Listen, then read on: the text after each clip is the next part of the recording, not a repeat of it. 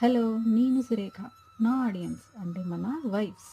వాళ్ళు 25-45 ఇయర్స్ ఏజ్‌లో ఉంటారు.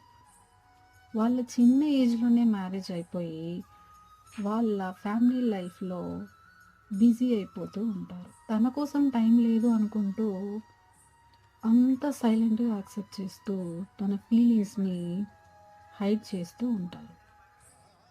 కానీ వాళ్ళకి పెయిన్ ఉంటుంది. డౌట్స్ ఉంటాయి. నేను హ్యాపీగా ఉన్నానా? నా వాయిస్ ఏంటి? నా ఐడెంటిటీ ఏంటి? అని వాళ్ళకి డౌట్స్ వస్తాయి.